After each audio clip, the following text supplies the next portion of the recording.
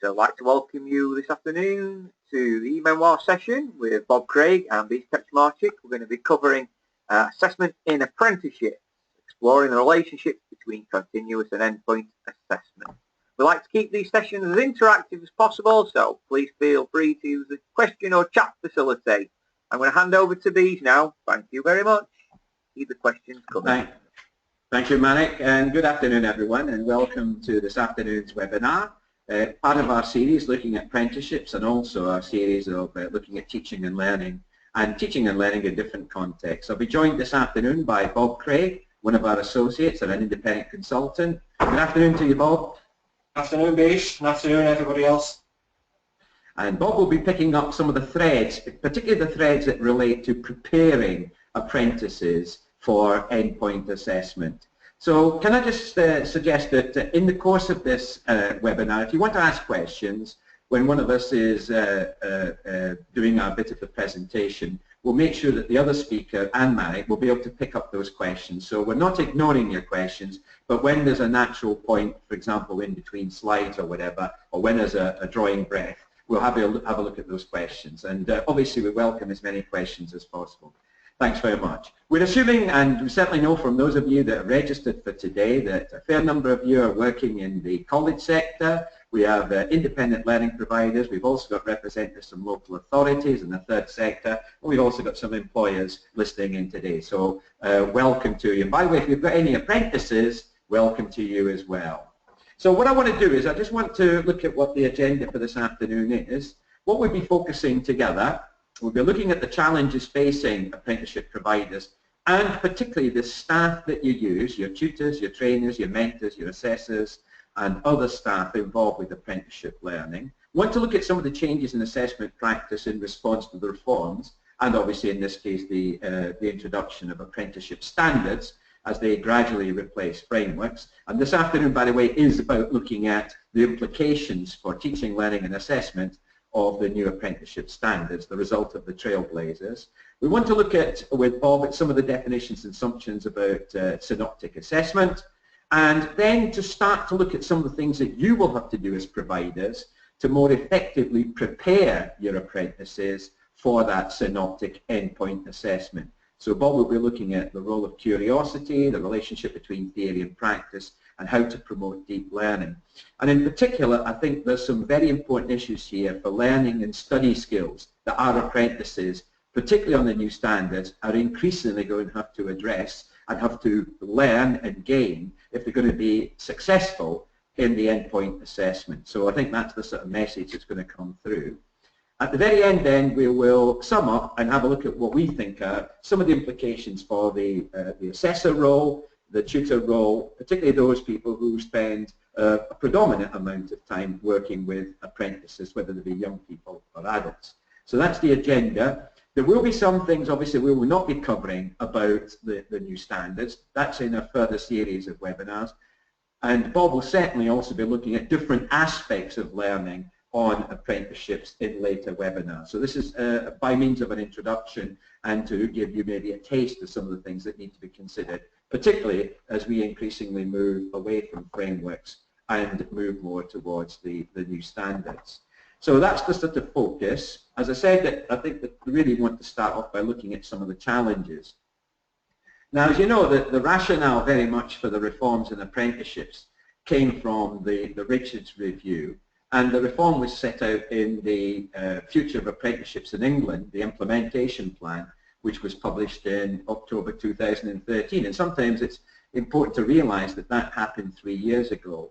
What was critical here was this drive to put employers in control, not only of the content and design of apprenticeships, but increasingly responsible for and directing the funding of apprenticeships from employers. And that's why you see that not only have we got the shift away from frameworks, which often covered a large number of occupations in an area, in a particular industry, towards the new standards, which are more closely linked to one occupation, but also it's in the content of that. And in particular, the increase, the attempt and desire to increase the quality of apprenticeships, so therefore that we'd be looking for apprentices to demonstrate their competence, their knowledge, their skills, their understanding, and obviously behaviours through rigorous and synoptic assessment.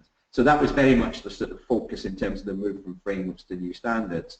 The funding model is very much about putting employers in control of funding, and that's why the introduction of the levy from May, particularly for large employers, and the changes to, for example, the funding arrangements for non-levy paying employers for May has been covered in other webinars, but nevertheless you can see that those challenges, those drivers, are moving increasingly towards us, the providers, and those that assist employers and apprentices to achieve their apprenticeships.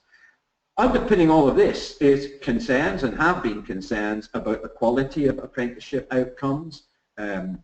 Using the framework, the new framework, there's some concerns about the quality of outcomes, the quality of teaching, learning and assessment for apprentices. And this is all coming together obviously in terms of the skills strategy for the country, the attempt to raise productivity through skills, and obviously that significantly looks at skills that are gained by people in the workplace, i.e. apprenticeships. And those drivers are quite significant, particularly when we start looking at giving the employers much more responsibility for example, determining what would be inside an apprenticeship standard and aligning that to the needs of that particular occupation, that single occupation, so that there would be an ability to apply it in that occupation irrespective of the size of the employer or the relevant bodies that are involved there. And you can see there that that big drive towards synoptic assessment within the endpoint assessment is addressing some particular concerns, and those concerns often came from employers, not all employers, but some employers, that apprentices were often able to pass qualifications in a current framework, say a competence-based qualification or a knowledge-based qualification, as well as English and maths and IT when it was required, but sometimes the employers would not judge them to be fully competent and able to perform to a standard that's required in the workplace. So it's with that in mind that we start to see what those changes were about. And you can see that when we're looking at apprenticeship standards, and by the way that's a key thing, that these are developed by employer groups with the assistance of providers and other experts, including professional bodies, is that there is one per occupation. So that's why it's significantly different from frameworks.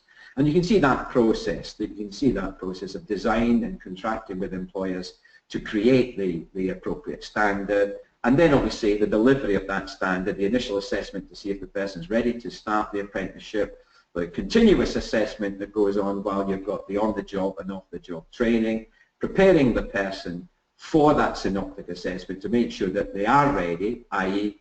they've met the gateway requirements, the endpoint assessment, and that's what we're going to focus on today, and particularly how all of those different things come together from initial assessment to actual conducting the endpoint assessment so that the apprentice completes their apprenticeship standards and then is certified as having done that. And that means also that they're therefore considered to be occupationally competent at whatever level we've just talked about. So you can see that the process itself is quite clear. Of course, the reality for us as providers and other people that are going to assist apprentices is what does this mean when you get down to the reality of starting an apprentice, and in particular what it means for assessment practice. So what are the changes contained within the reform of apprenticeships and the move from frameworks to standards? So why are they different? Well, as I already said, there is a single overarching assessment plan for each apprenticeship standard, which must be followed by you, the providers.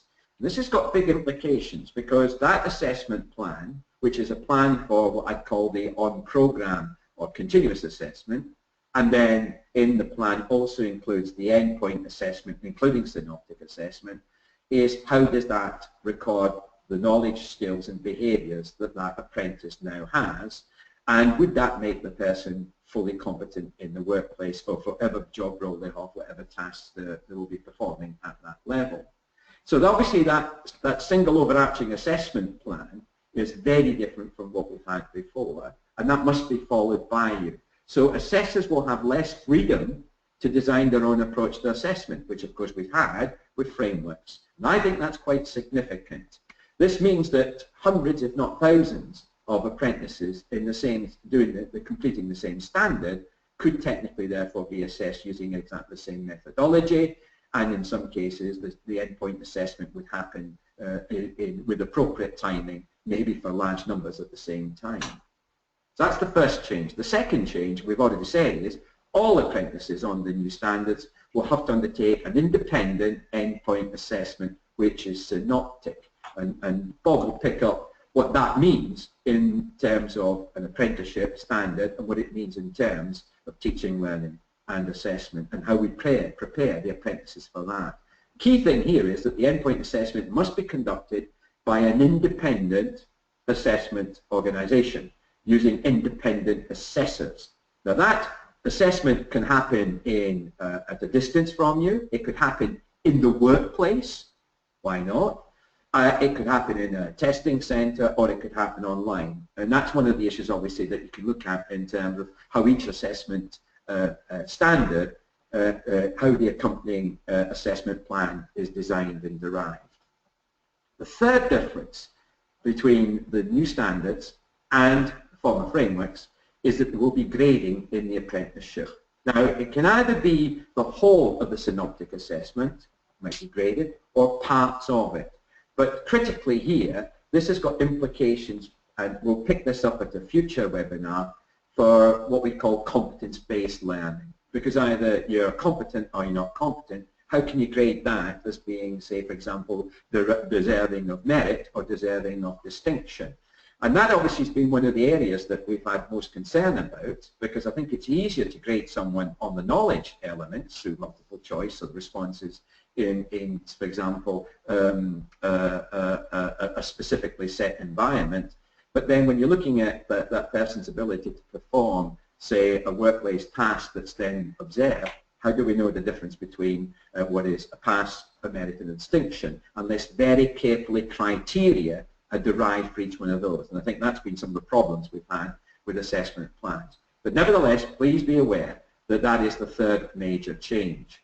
Now what this means immediately, and I think that's where the big implication is for us in terms of preparing apprentices for these changes, is that our assessors, that's us as training providers, will have a lot less influence over the apprenticeship outcome. They'll still have influence, i.e. through continuous and on-program assessment and training and development, but it means that I think increasingly our assessors and our workplace tutors and mentors are going to have to redirect their energies towards, for example, training, coaching and mentoring, as well as obviously preparing people for that endpoint assessment, which I think will be significantly challenging, in particularly at some of those higher levels.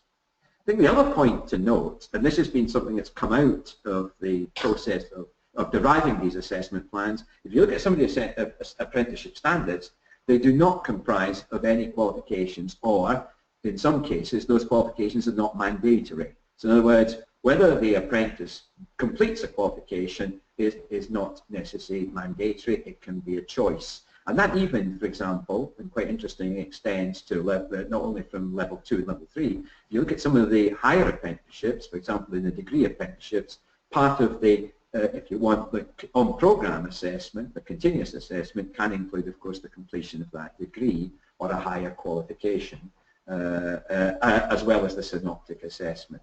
So those quite significant changes to assessment practice, I think, means we've got to look at two things, because built into this, these reforms is an assumption that apprentices, once they've gone through their initial assessment and we know they're ready to start an apprenticeship at whatever level, is that the process of training and development will start. That might be 24 months, it could be in some cases longer, it might be in some cases less, 12 months, 18 months. But that whole process of continuous on-program assessment is still needed. It's still needed for formative reasons, to give the learner feedback on what they've done at a certain point, as well as obviously making sure that they're ready for the endpoint assessment. Remember, the gateway requirements are quite specific for each standard. So I think that we're still going to need to have that particular role. However, one important difference, and I think this is something you've got to be aware of, in the standards, there's a significantly greater emphasis on the on-program assessment being a partnership of 3 people. You, the training provider, the employer, and the apprentice. And I think that's very important. It's not just you, the training provider, that's going to be offering. And I think, as one of you has already said, one of the employers has said, I'm aware of that. How am I going to do it if I don't necessarily have the skills and expertise to do it? And I think that raises quite significant issues for employers, just as much as it does for us as training providers. If that works successfully, it will ensure the apprentice is on track with their training and development, but it will also give the employer, with the assistance of the provider, but it's the employer that must decide that the apprentice is ready to go through to the endpoint assessment. In other words, they've met the gateway requirements. So in other words, we've got to be confident that the apprentice has achieved the apprenticeship standard, and then they can, before they can demonstrate their professional competence. So we've got to make sure that the on-program assessment is still rigorous, and obviously we'll look at some of those, and the relationship between the two will increasingly focus on how well that on-program support prepares the learner for synoptic assessment. Now, what can be included there, it's not significantly different from what many of us have been doing up to now. It can have practical and observed assessments, the building up of a portfolio, although if you look at some of the standards, there's a preference for terms like professional or training log. There can be written and multiple choice tests at certain points to make sure that the person is understanding the knowledge and the skills that they're demonstrating. And of course, it can include, as I said, qualifications. And we'll look at some examples of that. What is critical is that the on-program assessment not only informs whether the person is ready for endpoint assessment, you can also draw some of the information from the ongoing on-program assessment, such as, for example, the training log or portfolio, can be pulled into the endpoint assessment. However, at that point, it is then being assessed by that independent assessor. So you've got to understand that that is a key relationship that must be understood by you. So you can see that that's quite significant changes.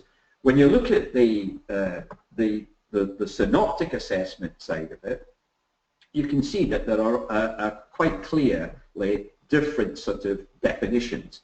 But I just want to start with the definition, and I'll change the order, by the way, here, just a slightly out of order. But I mean, this is one that I think you're quite familiar with. It's come from the SFA, and Bob's going to pick up what that means in terms of the way that we prepare apprentices for endpoint assessment. So the endpoint assessment can include synoptic assessment. It has to, but it can also include things like, for example, interviews and review of work and professional discussions. Essentially, it's requiring the apprentice to identify and use effectively in an integrated way, and that's critical, integrating, and Bob will pick that up, what that means, an appropriate selection of skills, techniques, concepts, theories and knowledge from across all of the training, from all parts and all elements of the training. Not necessarily all of them will be used in a synoptic assessment, but significantly more than might have been through the formative or summative assessment we're familiar from the point. So therefore, the endpoint assessment must look at the apprentice in the round. It's holistic, and that's a key word that we'll pick up later on, and judge whether or not that person has actually transitioned successfully from being an apprentice to a fully competent member of staff. And I think that's very, very important. So there's got to be a sense in which that's stretching the apprentice, the candidate, but also making sure that it reflects all of the knowledge, the skills and the behaviours, or a significant proportion of them, that the learner and the apprentice has gained through their apprenticeship programme. So what can it include? Well, again, have a look at the standards that are on the Skills Funding Agency website if you've not. There can be what we call employer-agreed projects, which, as one of you asked, how long could that take? In some cases, that could be set over 2 or 3 months and independently set with the employer and independently assessed by the endpoint assessment organisation. You can have multiple choice knowledge tests, which might be done online or could be done in, for example, a testing centre, which might be organised regionally. There'll be scenario-based professional practice tests, which will be undergone underneath exam conditions, for example, in health and social care. There could be practical or trade tests, for example, in engineering, manufacturing, but under controlled conditions, so completion of a repair or design and build. Vocational competence observed in the workplace, so the independent assessor comes out and assesses the apprentice while they're completing certain tasks which have been planned and prepared before. What I think is quite interesting is the interview panel, for example, where the apprentice might be required to prepare a presentation and make that presentation, or a VBAC, which is similar, which I know some of you know from higher education, and that, for example, could be used to explore behaviours as well as knowledge and skills. And then, of course, there's the professional or summative discussion, which you'll see in some assessment plans, and that's where you pull in the information that was certainly being put together by the apprentice with the help of their employer and the training provider while they were doing their training and development. And there are different examples. Again, I've borrowed some from the Skills Funding Agency. Here's the Butcher Level 2 Endpoint Assessment Plan, and you can see that that's looking at some mandatory elements. You can look at the on-program bit. You can see that there are some qualifications there. There will be a logbook, but you can see qualifications being used where it's appropriate, including Maths and English. Once you know that that apprentice has met the gateway requirements and you're confident that they'll be able to demonstrate that through the endpoint assessment, you can see that in the Synoptic Assessment there's multiple choice, there's a practical assessment, and then there's a vocational competence discussion which pulls the data that was collected, the information, the evidence, whatever you want to call it, the reflections from the continuous assessment. And then that will be assessed. Again, there'll be different proportions on the endpoint assessment as either pass or excellence or fail. And I think that is quite critical when you look at the different language. Other standards will use terminology such as pass, fail, and distinction. For example, here you've got financial services, customer level 2. You can see that there's no mandatory qualifications other than English and Maths at level 1, but you can see there's the different things that you're doing, business as usual development of the skills and behaviours, regular performance monitoring, we assume that's done by the employer with the assistance of the provider, and obviously that there would also be some kind of qualification in English and Maths. And then if you look at the way that the endpoint assessment, it's a project with real work activity collated towards the ends of the apprenticeship, so it's ongoing, that might last several weeks, and then a professional discussion, and again, grading as appropriate. So I think what that really tells us is that with that move towards standards, and that focus on a single standard for each occupation, a system that can be applied across a large number of across a large number of apprentices, because there's a common assessment framework. Endpoint assessment as a key element. If they don't pass it, they can't pass the apprenticeship. And obviously also grading. Now with that in mind, let's start to think what that means in very practical terms for the way that we now prepare our apprentices, our apprenticeship learners for that synoptic assessment. There are no more questions. At this point, I'll hand over to Bob. Over to you. Thanks, Beej. Very informative and clear as usual. So my name's Bob Craig. I'll just do a very 30-second story of my life because I'm probably not as well known to a lot of people as Beej. 5 years Royal Navy, 5 years at university, and then became an English teacher, and I've also been involved in teacher training, staff development, coaching, mentoring, and for 5 years I've been a freelance trainer and consultant. So, Marek, can you click on, please?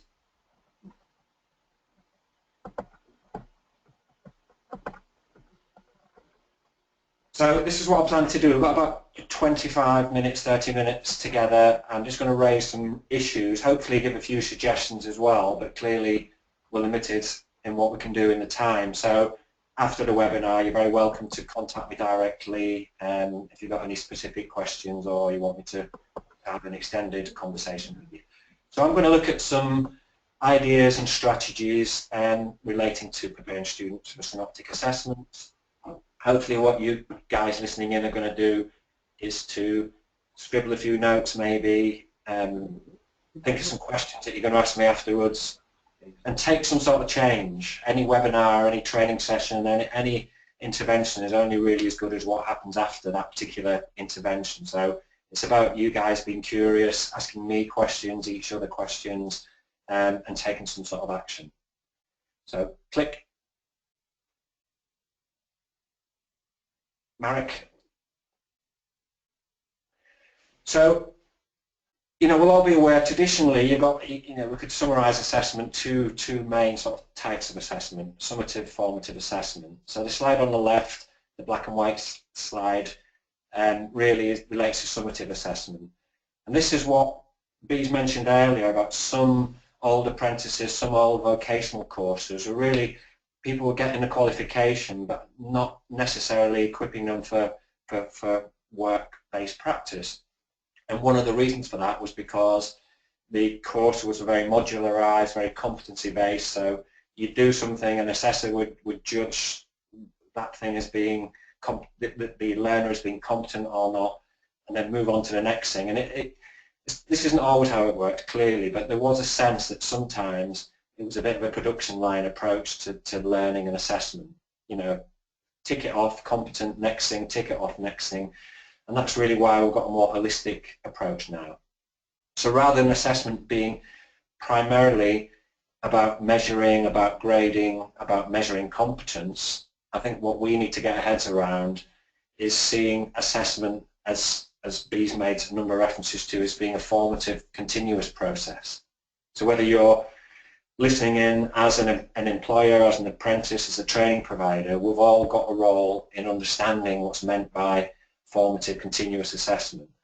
And really the bottom line is the bit in red at the bottom, the idea that assessment, feedback assessment should be seen as information for improvement, not necessarily stamping, grading for competence.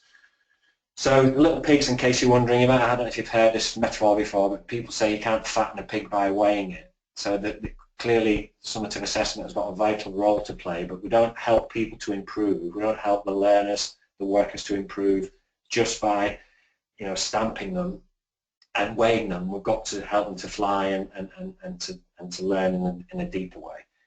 So click. So just a few slides.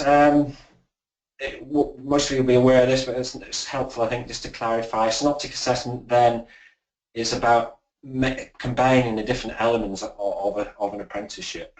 The theory bits, the practical bits, the reflective aspects of a course, of an apprentice. So we're really combining all these different bits together, and that is a different skill set that we can't assume students have got the study skills, are able to organise themselves, are able to remember things effectively, and we've got to actually embed those skills. Click.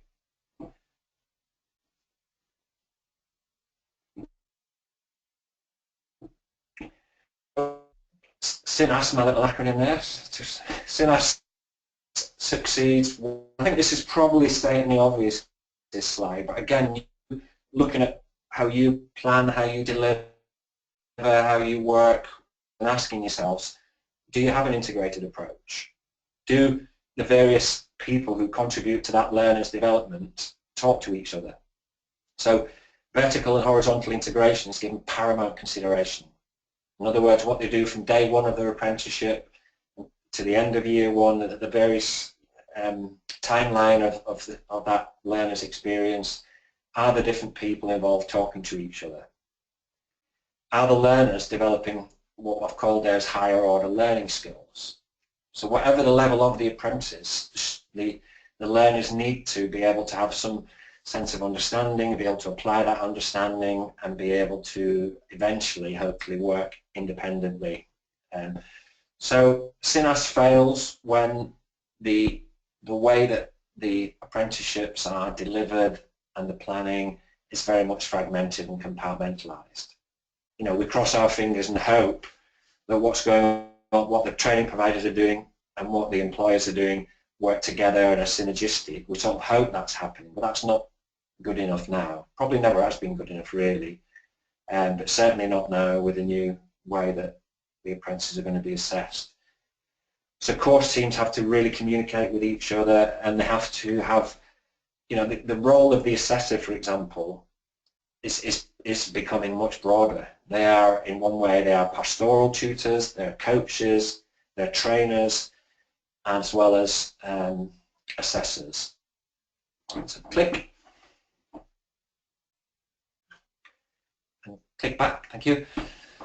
So one of the core elements then is how do we make sure that the theory parts of an apprenticeship, the knowledge development, for example, is working well with the practical elements, with the skills development parts of the apprenticeship.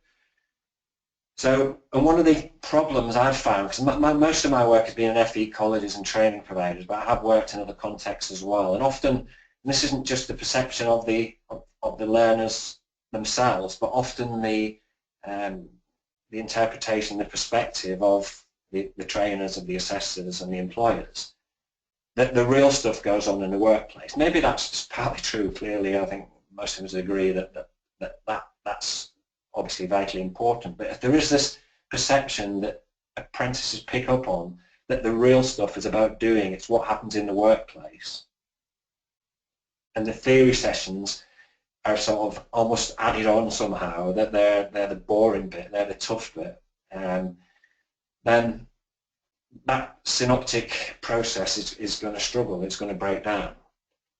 So the second bullet point there, I'll just, a little break in my voice, if you just read that and I'll just talk around it a little bit shortly.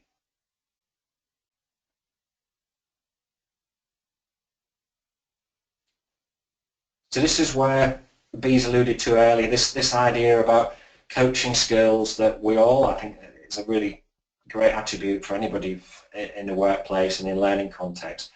So it's about having those skills so that the learners see the theory it's like an ongoing conversation. It's not separate from the practical. The two things are inextricably linked. So click, please. And that shouldn't be assumed that that's going to happen. This is one of the key themes of my bit and Beej's bit and what you guys are going to have to really think carefully about. We can't assume that all these things are going to work well together. You've got to have CPD training and conversations with the different components of the apprenticeship. So how do we combine theory and practice? Well, there's two phrases there at the top: naturally occurring opportunities and planning things. So that's why in the workplace the employers and the assessors need to know what's going on in the training environments. They might have a rough idea of what's going on, but they need to be better than that now. We need to have a clear idea of what's going on in the college and the training providers so that the employers can make explicit links to that side of the apprentice's experience, and vice versa. The people delivering the theory, the training providers need to be very clear through conversations with the learners, but also with the employers, what they're doing as well. So the third, linking some recaps. Let's create a scenario. It's a theory class delivered by a training provider, and what often happens now is there'll be some sort of recap on what happened the last time in the theory class. So the trainer will maybe have a Q&A or some sort of recap activity saying last time we did this, and do some sort of summary and bring back that prior knowledge. And what I'm suggesting is that in those recaps now, in the recap of a theory class, the key element should be what have you been up to in the workplace, how does that link to what we learned last time, and vice versa. So when the apprentices are on the job, the conversations that the assessors are having and the employers are having is what have you been up to in class, what sort of things have you learned, how does that relate to what we're doing now. So this is what we're talking about with this merging together of theory and practice. And the same with learning checks, plenaries, summaries, it has to bring things together. So one little example at the bottom, so T2P, I've put theory to practice. So in a theory class, we might set the learner some sort of task that's not necessarily directly related to the theory, but links to something that they've been doing in the workplace. In other words, try out this process we've been learning in class and report back how it works, and vice versa. So in the workplace, that I've called the practical elements, then we want the employers, we want the assessors to be saying, bring this issue up next time you're in your theory class with your training provider and see where that takes you. So it is, I think we're getting it just very much about merging things together. If you click, please, Mark. Yeah. So just to emphasise what we were saying earlier, whatever our private views are, whether we agree with the standards when they're written, and we think other things should be included or excluded, as professionals, we've got to make sure that we challenge this idea that theory is somehow pointless, boring, detached, abstract, and bears little relationship to the workplace. And I know that can be tough sometimes. And in my last main job in a college, where I was head of teacher training, and I was not just delivering but managing the whole provision of teacher training, and sometimes I'd be shaking my head and thinking, why are we spending so much time on this when I could think of better ways to equip my teacher trainees for the classroom? And I'd sort of be pulling what hair I've got left out sometimes, but privately I'm with colleagues, not with the actual trainees. So we've got to really sell the theory and make sure there's not this mismatch between the two. So the bottom bullet point is really key, and I suppose not just managers. I think all of us need to explore and reflect on our own sort of perceptions about theory and how valuable it is and how it can add to the learner experience, and sometimes challenge our own and learner perceptions and each other's perceptions. Because if we don't do that and there is this gap, then learners pick up on that and they come to our theory classes with their hunched shoulders and then expecting to have something done to them. Not necessarily to learn something useful to them, but almost bring it on and teach me something, whereas it should be merged together. But click. So we won't spend long on this slide, but these are the sorts of things that people often, the trainers as well as the apprentices say about theory. I'm just not good at. I'm a hands-on person. I don't need the theory to be good at my job. The only way you learn is by getting your hands dirty and doing things. And so that's the sort of mindset, if you like, the sorts of views that we need to challenge, really. Click. Yeah, can I just add, Bob, there are some questions that I'll pick up near the end, so for those of you who have asked those questions, don't worry, we haven't ignored you. Just before you click on, I think one of the things that you've just said is quite revealing about being able to link the what we used to call the underpinning knowledge and the principles to the actual practical applications in the workplace, and that there is some resistance, and I think also there is a feeling, and certainly this was one of the concerns that was underpinning the reforms, that somehow apprentices themselves do themselves down, don't they? I wasn't clever enough to do A-levels, and yet what we're saying is, when you look at the standards, the expectations in terms of challenge and stretch are quite significant. Definitely. Well, I'm going to, this is the subject of a couple of other webinars I'm going to be doing with you about challenging these sort of fixed mindsets, approaches that learners have about their own aspirations, about their own potential to learn, about their, the things that they tell themselves. I'm just not talented at this. Other people seem to do this effortlessly, but me, I'm just not academic. And if people have these very strong beliefs, it affects how hard they work. It affects every aspect of their study programs. And so yeah. So one element that is, again, it's a big issue in itself. I'm just going to touch on it, but I think if we can activate learners' curiosity, and it's not just I think, by the way. There's neuroscience. There's a wealth of research that one of the most valuable attributes of a worker, of a learner, of a manager, of an organisation is this curiosity, this sense of wonder, this sense of questioning and experimentation and discovery and wanting to find things out, and not just accepting an easy answer or not just having very fixed views about how things should be. So if we can pique learners' curiosity, if we can help them to think divergently, then there's real benefits of that. And the primary benefit from neuroscience is that it creates dopamine. You know, if you put people in, you know, these fMRI scans where you put them into a scanner and you can see what's going on in the brain. And when learners are curious, there's a marked difference in blood going to the part of the brain that's responsible for reward and drive. You know, if you say what is motivation, motivation is a drive, and dopamine is one of the main neurotransmitters, the chemicals that we release in our brain that engages us and makes us want to do more. And curiosity triggers that. Curiosity also activates parts of the brain associated with long-term memory.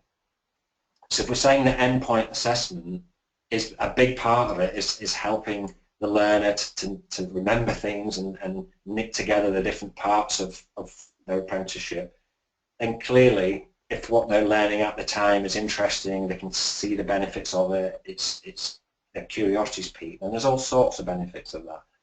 So curiosity then leads to sort of people wanting to do more, because we all like doing things that are pleasurable. So that leads to mastery, and that leads to breaking down these mental barriers that Beej alluded to earlier, these sort of I can't do it, or I'm only this good. You get that feel-good factor, and that makes you want to do more. So we can well, be doing a whole webinar on curiosity, so do tune into that if hopefully you realise that this is one of the vital components of any sort of learning experience. Click.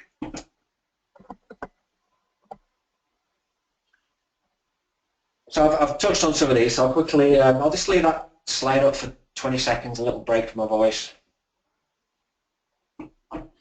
It's a good question. You know, Bob, if you're thinking about what happens at the endpoint assessment, and obviously we're all very, we're curious about what they're going to look like in detail, and that's one of the questions that one of you is, you know, when are we going to find out how deep, you know, the detail. The problem is, of course, that in quite a lot of the standards, I mean, there's been, what, you know, 140 or so standards that are being now available for delivery. What is missing is actually quite a lot of this detail. In other words, what kind of questions might be asked? Give us examples of those questions? Because I think, again, how can we get consistency if, you know, you've got independent organisations doing the endpoint assessment? And how do we make sure that they understand what's happened for that learner before? Now, I know obviously we would never present an apprentice for synoptic assessment unless we knew they'd passed the gateway requirements. We've got to be clear what those gateway requirements.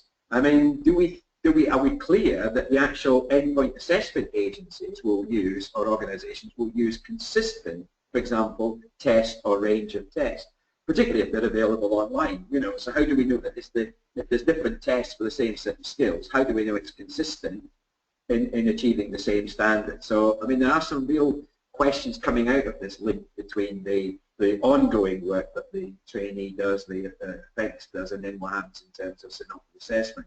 But I think the point you're making is absolutely valid, particularly with the higher level. If you look at the level 3, the 4 to 6 apprenticeships and the higher apprenticeships, they're quite significant issues about the amount of knowledge and understanding that the actual apprentices could retain.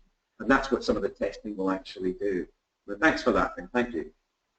Yeah, thanks, and that will become clearer, but the couple of slides I'm going to go on to really emphasise some, you know, some of the, you can almost call it generic elements of good teaching, learning, training and assessment. You know, we can't control at the moment what the standards are going to look like and the endpoint assessments are going to be, but we can have some control in preparing the learners to be curious, to learn deeply, to make good notes, and all these sorts of things. So, yeah, click on that. So just a couple of slides briefly, just to round off this area about theory and practice. So this is what theory should do when it's done well. When we are merging things together, blending things well, it provides learners with frameworks, procedures, and methodologies for acting. It's not different from the real workplace behaviours and job functions. It's the theory is meant to provide a framework and procedure for that. And it also gives the learners a language in which to describe things. You know, one aspect of working in an occupational area is understanding the language and terminology of that area. Not only because it creates humour and fun and shortcuts, but it's needed to describe things. So the theory is integral to that process. And Bob, can I just add, just before you click on, you talked about the language that is appropriate to a particular occupation. And I think that's one of the problems. I think there's a concern, certainly one of you has expressed, that some of the standards are becoming far too task specific. And sometimes you're wondering, does it take 18 months or 2 years to complete that particular standard within that occupation? For example, we've mentioned one as an example, powered pedestrian door installer and servicer. I think it's the acquisition of those principles, that language that can be applied to quite a range of different workplace situations that's quite critical. And that's why sometimes when you look at the standard, it looks task specific, but actually what it's trying to say is that if technology changes, and if, for example, the context changes, then that apprentice, once they're fully qualified and competent, and they've got that standard, is actually able to adapt themselves to that. So I think that's that language of adaptability, that criticality, that also underpins some of this work that we're doing on the new standards. So that's very useful. Thanks, Bob. Yeah, definitely. And just very briefly, I made reference to my own experience earlier as being in the Royal Navy for 7 years. And there's sometimes you need that specialist language to describe and talk about things with other people in the know. But it also creates a sense of identity. I am a plumber, I am a Royal Navy engineer, I am a whatever that particular job is. So there's real benefit in helping students to understand some of these terms and theories. Okay, so that's the bottom line there. Just as soon as theory gets seen as something to help with thinking, help with action, then it's invaluable rather than separate from the actual job itself. And as you said also, Bob, it's critical in actually the apprentice becoming more of a self-directed learner as well. Because that leads to actual performance, doesn't it? And that's what we're all trying to achieve with our apprentices. Yeah, once they begin to see themselves as caterers, as chefs, as whatever the job, and part of that is the language, then they're more likely to spend time away from the workplace or the training environment and do some independent learning. Once they begin to create that identity and a sense of pride and a spring in the step, and that's only going to help with that longer term learning and independent learning. Very quick slide. You can come back to these. As you know, you've got access to the slides afterwards. But this is quite a useful framework, a useful way of scaffolding learning. As you get higher up the pyramid, obviously the tasks become more challenging. So even if you guys get together, think about it yourself, get together with colleagues and just look at this particular slide, it's a really helpful way to think about, the apprentices and their own learning, the initial stages of understanding a basic process to be able to apply and analyze and move up the hierarchy. So I'm going to skip on from this now, but if you haven't seen this before, do come back to Blue. It's an excellent generic learning theory of anything.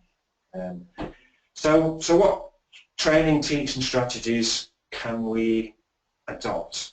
A quick skip through each of the bullets. So we mentioned Bloom. David Brailsford there, anyone listened to one of my webinars before, I do tend to name drop him a bit, but just only because I think he's brilliant. He's got this theory called the aggregation of marginal gains.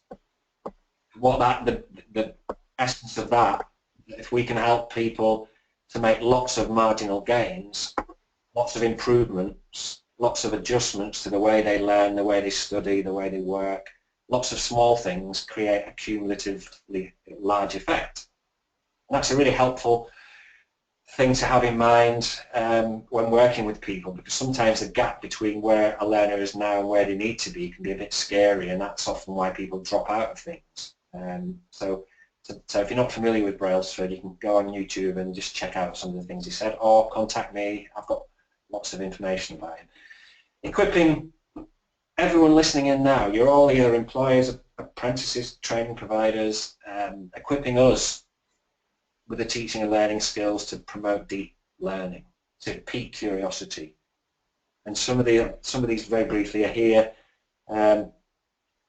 Process rather than just outcomes, focusing on the process of learning. I don't know how much you've thought about that, but sometimes saying to a learner, what helped you to learn? What did you struggle with? What approach did you take? What alternatives could you have taken? Rather than just looking at what they're doing and saying, yeah, you've nailed that, yeah, that's competent, or yeah, trying to move them on in terms of their skills. It's really important to try to move them on in terms of their mindset and their understanding of how they learn. So that's something to think about. Having glossaries, and that's an obvious thing, but often glossaries in the past anyway were sort of available for awarding body and information, and it was something that was there and it was fixed. I would suggest to you, if we want to promote deep learning and help students develop their own, prepare them for endpoint assessments, we need them to be making their own glossaries. We need them to be, finding their own definitions. We need glossaries to include websites and good sources of information, not just words and definitions that the providers have told us we need to know. Graphic organisers, one of the lots of research in all sorts of fields, employment, academic, all sorts of areas, that if we want students to think, to be creative, to remember what they're learning, then rather than getting them to fill out boxes and bullet point everything, we really need to get them to do flowcharts, Venn diagrams, timelines, double bubbles. The phrase I used earlier was developing higher order skills. That's what's required now under this new system. You could probably get through an old competency-based system by cramming a little bit, showing you're competent, almost forgetting about that thing that you've learned and moving on to the next thing. Now, these higher order skills, we need our learners to be able to revise, to go back to things, to put what they're learning in sequences. So there's loads I've got about 20 odd of these. So again, this is something you might want to follow up. I'm happy to share a few things with you, or deliver some CPD on this area. Note making, so if you skip on please. Some of this is obvious, so I won't spend too long, but we can't just hope that our learners are going to be organised, they're going to make notes, they've got the study skills to go online and to find things themselves. We've got to actually teach them these things. So there's just some examples. That a learner might not be sure what or how they should be making notes. Can they use a phone? Can they talk into the phone? Yes, they can. Is the software available to help them to think like Dragon? Anyone come across Dragon? It's a really good software that types things up for you. So you talk into your phone or a dictaphone, and then it'll actually type those notes for you. How do they make notes? What should they know? Don't assume that our learners know these answers to these questions. Click. And again, I'll just very briefly, I'll just leave that slide up for 20-30 seconds.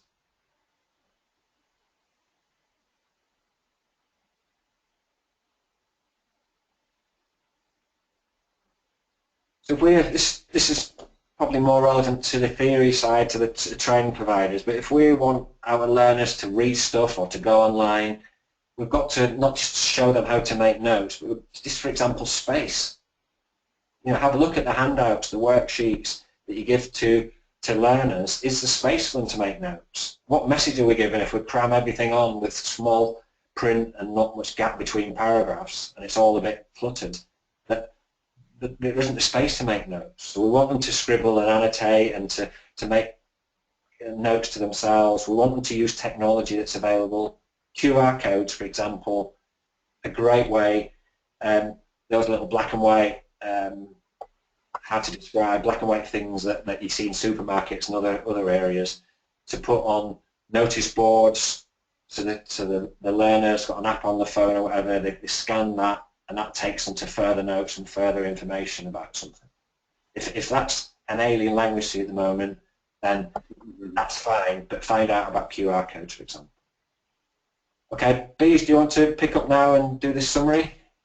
Yeah, thanks very much then, Bob, and thanks for the questions that you've been asking. As we said, this would be, today was a sort of way of introducing that relationship between the training, development, continuous assessment and the endpoint assessment, and just picking at some of the things that certainly we realised from working with apprentices in terms of preparation for that endpoint assessment we see is critical. So that link between theory and practice, the ability to, for example, improve their study skills, the higher order skills, which will certainly be much more required when you look at some of the endpoint assessments.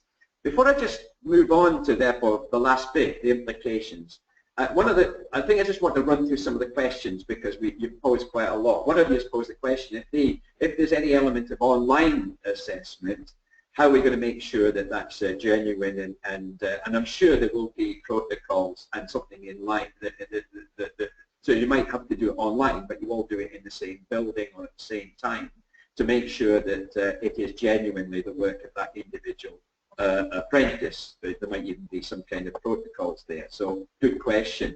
One of the questions that one of you has asked, where are all the independent assessors coming from? Well, that's obviously one of the big issues. You know, we're looking at those internal, those independent assessors, and we've got to make sure that those independent assessors are not also involved in being the provider's assessor, because obviously we've got to make sure there's a clear separation and no conflict of interest. Well, that's been an issue obviously raised by in terms of the register. We've got a shortage of independent assessment organisations in some of those areas because simply, as you said, no one has considered it worthwhile to go forward and do that, even though that can be costed into the activity.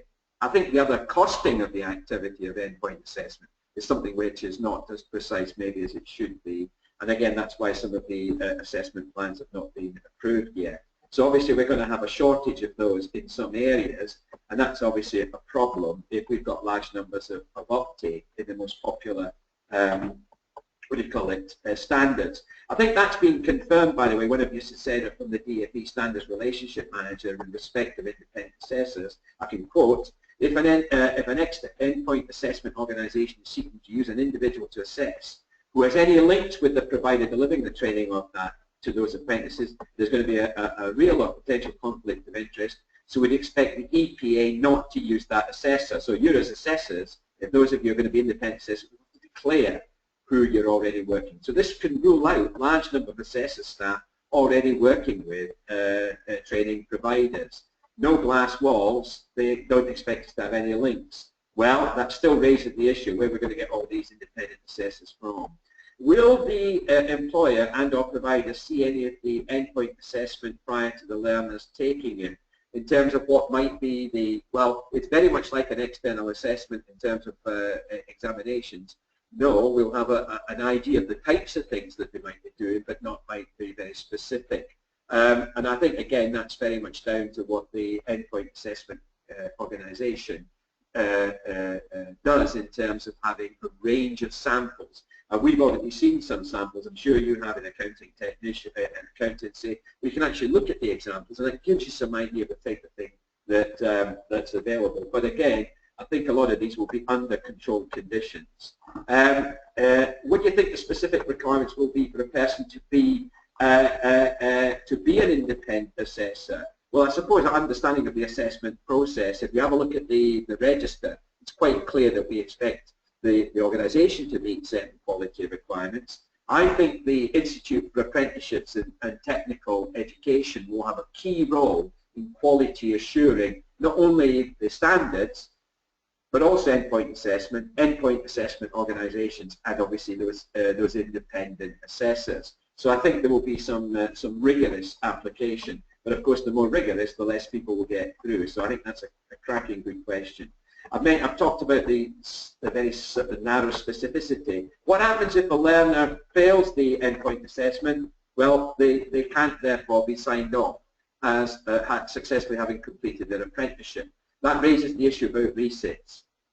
If you've considered the person has been has got enough of the knowledge, understanding and behaviours to prove that they can go through the gateway and they've met the gateway requirements, it's not going to be, it's A, going to count against you in terms of success rates, clearly, but also it creates a problem for the apprentice, who you must have, with the employer, confident enough to have put them forward for endpoint assessment if they then fail any element of it. You can see, by the way, that there are the mark for what is a fail and what is a pass and what is a merit and distinction differs by each standard. So that's a cracking good question, and of course we'll see what happens. I think one of the key things is that really that it's going to be the right person on the right apprenticeship from day one. Otherwise, you know, we are actually putting people in a situation where they're likely not to complete anyway. And I think that goes back to this key thing that Bob's talked about, is that teaching, learning and assessment on apprenticeships, and particularly on the apprenticeship standards, will be as rigorous and as well developed and as professional as any other situation, whether it be classroom-based, whether it be a person doing, you know, a study program or doing some, you know, an access to HE diploma or whatever. So I think that's why I think there's some significant challenges to us as training providers to make sure that we've had, you know, a real good look at what these changes mean. We've only hinted at them, but you can see that those apprenticeship standards involve in-depth teaching, learning, and robust, and that obviously is going to be tested by us the first time we present apprentices, independent endpoint assessment. And if a large number of people fail those, and therefore that counts against us in terms of our achievement rates, then that obviously is going to be a problem for us as providers. I think one of you has expressed a concern that what about those more mature apprentices? We've been talking about apprentices as learners, and of course we'll have apprentices over the age of 24. If they haven't had good experiences of exam testing, then might this end testing put them off? I think it's a key issue, and we already have resistance from some, albeit resistance from some employers that want party to designing the standards to say, well, what's this got to do with competence in the workplace? It's that. That's kind of Beej a little bit. Yeah, that sort of adds to what I was saying about the mindset of learners. If they've failed before and they tell themselves, I am a failure and I am crap at this and I'm not good at exams, then that's a mindset that we need to challenge a little bit, and there's ways of doing that eloquently, because they need to get the idea that when they did this before, they got a certain mark, not they are a failure and there's no point in studying because I'm going to fail yet again with exams. So we need to break that fixed absolutist mindset. I think that's a good point you've just said, and it reinforces it. Will there be still need for qualified assessors and verifiers from the point of view of the people that we use in terms of the continuous assessment? Well, I think obviously we'll still want people that have got all of those characteristics in terms of vocational knowledge and competence and ability to assess, as well as to obviously do those broader things. So I think that whether we have a full range of qualifications in that's something I would be looking at as a further follow-up. So it's a question, Karen, that we'll get our heads around, I think, and obviously the awarding bodies and professional bodies are looking at this as well. If a learner needs to reset their end assessment, will the employer have to pay again? That could be an issue if they've already paid once, and that was part of the price that negotiated. Well, if they don't want to pay again, what does this mean for the apprentice? What does it mean for you, the provider, if you then have to incur those costs again? Will they have to do all of the endpoint assessment? Because if they pass some elements of it, but not all, that could be an interesting issue, Jenny. So again, I will pick up on that. And Yvonne, what kind of completion timescales have been put on the new standards?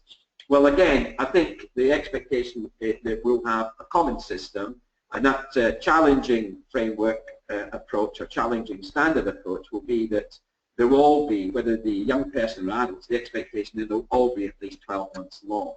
And obviously that has got implications for when all those endpoint assessments happen, particularly if we have got a shortage of those independent assessors. So I think that's a good question. Will there be sufficient? Well, that's up to the endpoint assessment organisations to make sure. They've got to look at the potential number, and obviously that workflow will come through.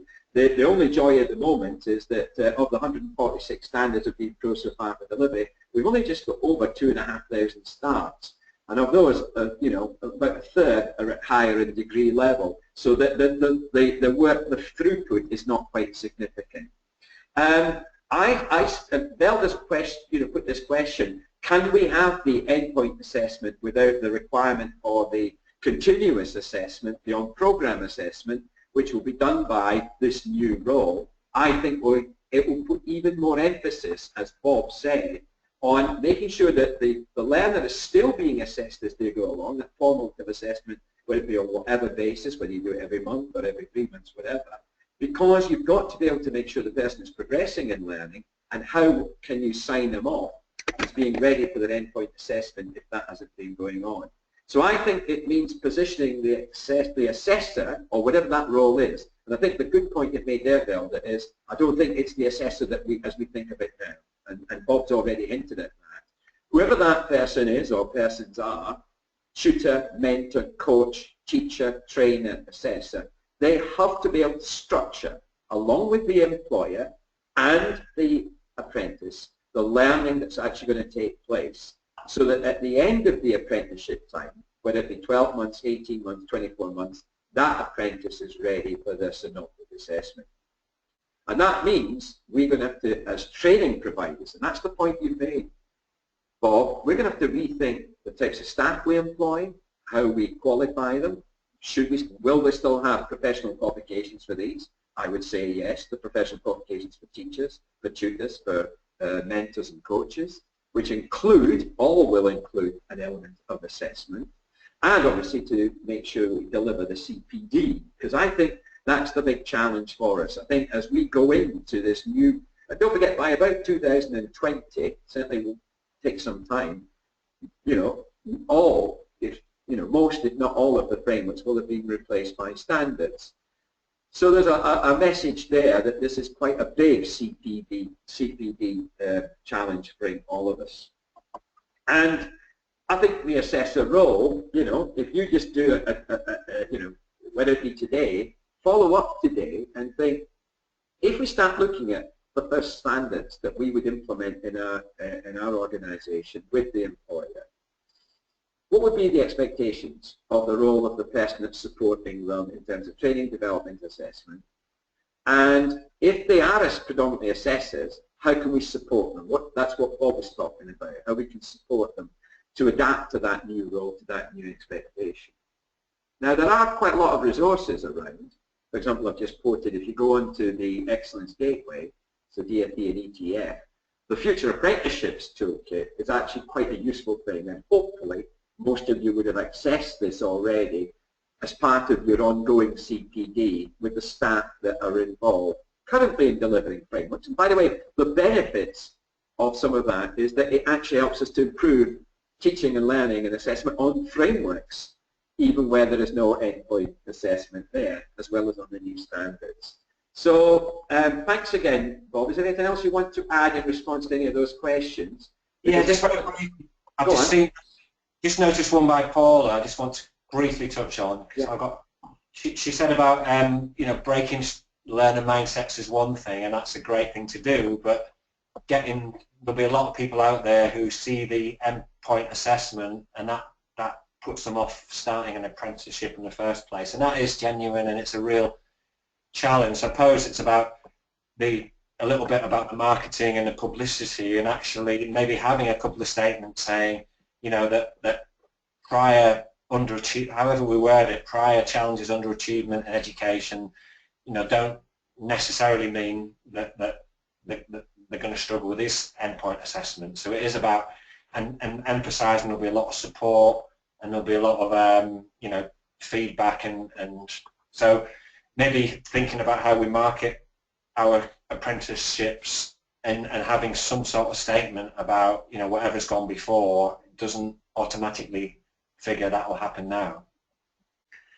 Yeah. I mean, and that's part of that, and it's that initial engagement, isn't it? That I'm very keen to do this, but, and how we can change that from but to and.